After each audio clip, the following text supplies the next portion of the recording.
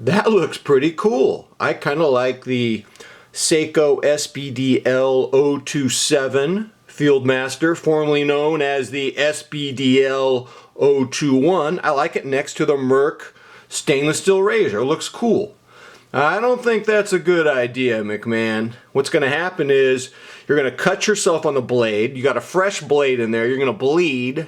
The video is going to go viral, and not viral in a good kind of way, but viral in a you look like an idiot kind of way. So why don't you take the razor out? Hey, man, I just want to have fun. Why do you have to be such a party pooper? I want to show the Seiko next to the stainless steel razor. It's cool. Well, maybe I shouldn't do that. I'm going to cut myself. I don't want to be an idiot. You're right. You scare the hell out of me, dude.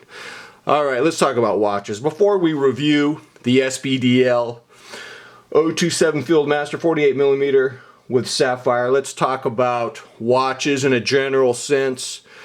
If you are a watch obsessive, here's lesson number one. This is truth number one. Truth number one. If you are a watch obsessive, watches are not watches. They are analog representations of the digital madness that is inside your psyche. I'll repeat that. If you are a watch obsessive, watches are not really watches. They are a digital or an analog representation of the digital madness that roils inside your psyche. I added a new verb. I added roils to my definition. The second truth. Let's get some watch truth into this presentation before we just do some dry, boring, clinical watch review. Watch truth number two. There is no watch nirvana. Watch nirvana is the perfect configuration, the perfect collection, the moment where your collection is so perfect, so full of all the correct grails, that you just stop collecting. You're done. You don't flip, you don't buy, you don't rebuy, you don't sell, you're done. If you're a watch obsessive, watch nirvana does not exist, friends. It is a myth. You're doomed. Your watch obsession is a disease. It's an affliction. It's a thorn in the flesh that will stick with you till you die. Aren't you happy? Aren't you glad you came to this channel? Oh, any other watch truths? Yeah, watch bloat. Watch bloat is different for everyone. People are writing me going, according to your definition of watch bloat, McMahon, I have a disgusting collection. And my answer to that is no, you don't.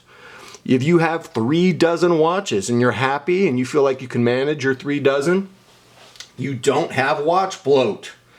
Watch bloat is relative, it's subjective, and it's individual. It appears that I can't have more than 6 or 7 watches. It appears that I'd be happier with 4 or 5. Any other general news before I do this review? I'm going to try really hard. It's November right now. I'm going to try really hard not to buy anything, if anything at all, until January. I've been doing too much flipping. The brain needs to settle down and acclimate to the collection that I have. I will tell you there are a couple of watches that I'm lusting after, and I'm hoping the lust for these watches subsides. I am lusting after an Echozilla on the Supa bracelet. I had it before a year ago. I miss that watch. But you know that famous song by Player, Baby Come Back, could just be a chimera, a myth. So I'm going to hold off on that.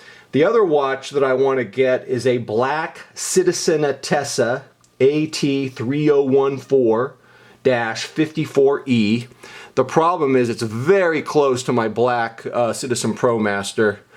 There are some differences, and it would be completely illogical and nonsensical for me to buy that Citizenetessa, which is why I fear I will buy it, because I am a watch obsessive. Alright, having said that, let's start with our review of the SBDL027 Fieldmaster. This is advertised at 48mm, and that to me is just not accurate. I mean, you might get 48 with the crown, but it really plays like a 46, 47. It comes on a rubber strap. I don't like rubber straps. They're not comfortable. The watches don't sit on my wrist properly. They flop, or the rubber is too hot, or the rubber's too tight, or it's too sticky, or it's too loose. So this has a strap code, 22mm shark mesh, Plo Prof, brushed stainless. To me, it just looks better, more comfortable. And I've tried this on a Super Engineer, but I'm going to tell you, the shark mesh really brings out the spirit of this Seiko SBDL027, formerly known as the 021. The tuna can gives this a very distinctive appearance, and the distinction is further enforced by the bicolor bezel. The chrono dial has a nice shine to it, not too blingy, just a touch of flash. Just a touch of flash. I love the look. For the look appeal, I'm giving this an A. Beautiful wrist presence, beautiful detail. Comfort is very mid-range. It's not titanium, but it doesn't feel heavy at all, even on the shark mesh. I can barely feel this on my wrist. I do wear my bracelets pretty loose, and I'm giving this an A for comfort. Build quality. This is a Tier 3 watch with sapphire, screw-down crown, solar quartz battery. It achieves its purpose as a field watch. It has a compass on it. Do not ask me how to use the compass. Do not ask me how to use any of those numbers. I am not your man for that. You're going to have to consult my neighbor, who is an engineer. He will be happy to discuss it with you. In fact, if you sit down with him, you will be stuck there for about 17 hours. And you'll be drinking beer, and he will go into detail about all those things. I'm going to give the build quality an A, just because of the sapphire, and the tuna can shroud is well put together. The fit and finish is very nice. Build integrity, I'm giving an A because of the sapphire and the tuna can shroud. I don't see any corners that have been cut. The loom, well, the loom is good, but I'm not giving it an A. I'm giving it a B. Can't give it an A. A goes to my Seiko Sumo, or my Orient Saturation Diver, or my Seiko Tuna Quartz. So, you know, the loom is fine, but it's not to be compared with those aforementioned watches. I'm giving the loom a B. Versatility, you can definitely dress this up or down. Got to give it an A for versatility. The wrist presence, if you're okay with a watch that plays like a 46 or 47, even though it's called a 48, I think you should be happy with this. I mean, this is not so big that it's a clown watch. You're not some flim-flam man from Las Vegas trying to sell me some kind of panacea elixir for my car. You're not selling some kind of multi-level marketing pyramid scheme to me wearing this watch. This watch is all business. It's a beautiful watch.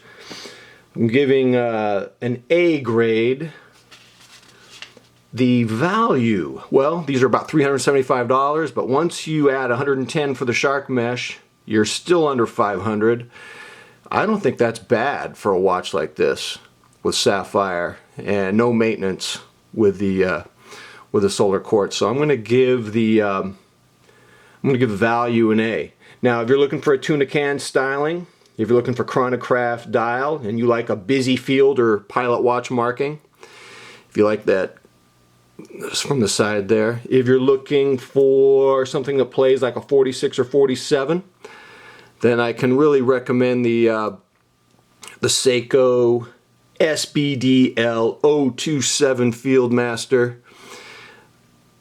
Nice looking piece on the collection. I will discuss watch bloat and its discontents on my next video, I think.